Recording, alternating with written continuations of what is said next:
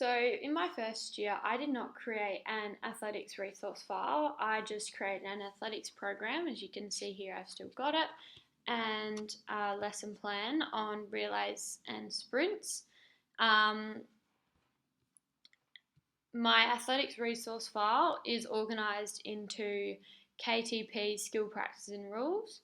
As you go into KTPs, you can see I've covered all throws, track and jump events and split them into further KTPs from, say, for sprinting, I've done front and rear support, and it changes throughout the skills. So, say for hurdles, it was takeoff, flight, and clearance.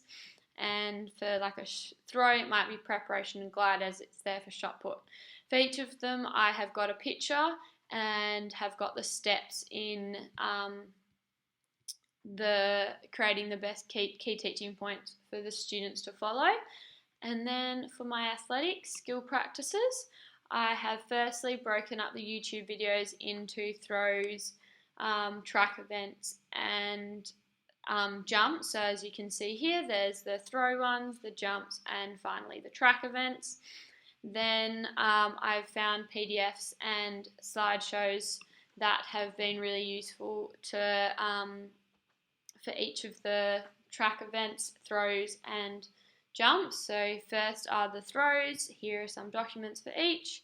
Then I've got some documents for jumps, and finally for tracks. And at the bottom I've got my reference list. Then finally for athletics, I've just got some rules that I found that are the most recent and up-to-date ones, which include 2 documents, which are the standard ones for little athletics that might be more appropriate for students of a younger age group. And then I've also got the ones for the competition rules that are a recent document that outline all the rules for all the events. So if I was to use my resource file to assist with planning a throws lesson plan, I could not only look at my key teaching points for my throws, which I could break down specific key teaching points that I believe are going to be useful for the specific age group.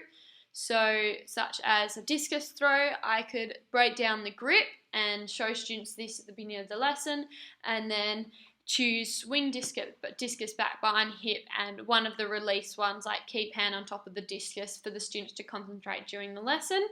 And then in addition to this, I could ask students to sit down at the beginning of the lesson and watch a YouTube video that is in my skill practices, or I could personally watch it before I teach the lesson and have a better understanding of some of the aspects that it would require to throw a discus. So I've got a beginning YouTube video to watch, and if I watch that or if the students watch that, it would really help an understanding of what is required to throw a discus.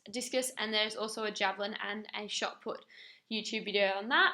And then in addition to that, I've got my PDF document. So I've got one for javelin, which goes through all of the key teaching points and some of the drills that would be used for this. And then I've also got the discus one, which has got some key teaching points, and then some of the key points to think about when using the drills, and has outlined some of the drills for it as well. So here's some drills for them. And then I've also got the same for shot put. So it's a similar thing, has the key teaching points to begin with, and then has some drills to follow on how to teach the skill. So that's what I would use for assisting myself in using my resource files to assist in planning for a throwing lesson plan.